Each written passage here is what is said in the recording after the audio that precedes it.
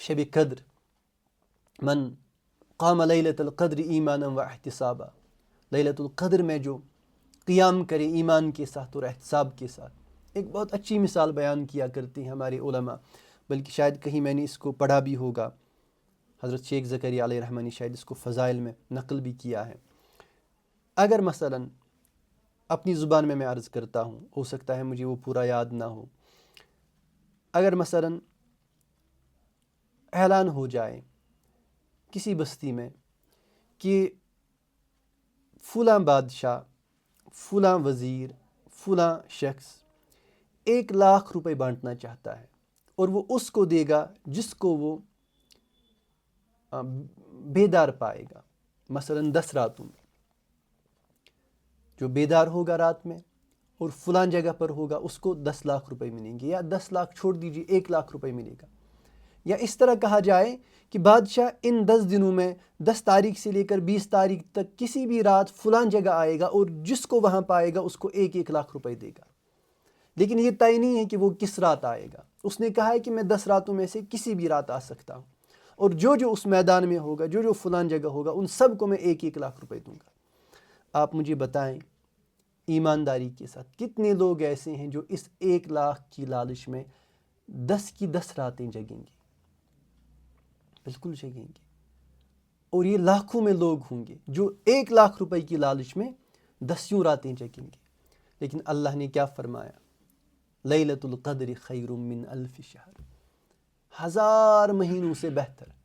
یہ کون کرے گا؟ 1000 مہینوں سے بہتر رات کی تلاش میں کون جگے گا؟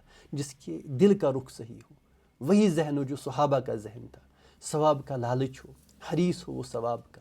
تو ہم لیلۃ القدر کے تعلق سے خود بھی بہت چوکنا ہو جائیں اور اپنے گھر والوں کو بھی سمجھائیں.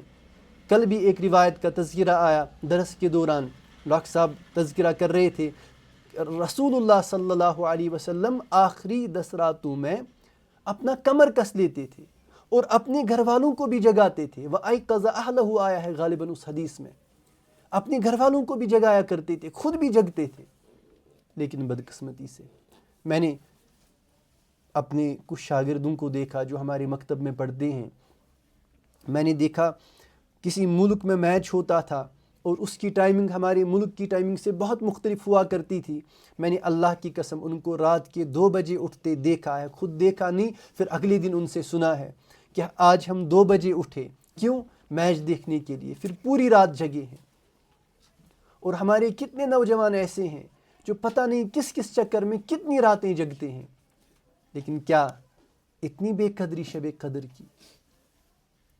کشمیری میں ایک محاورہ ہے، کہتے ہیں کہ یس بے قدر آس تم شب قدر ناراض آسا. اصل میں قدر ہونی چاہیے، رمضان کی قدر، شب قدر کی قدر ہونی چاہیے، رمضان کی راتوں کی قدر ہونی چاہیے. اسی طرح ہمارے گھروں کا ماحول کیسے بنے گا؟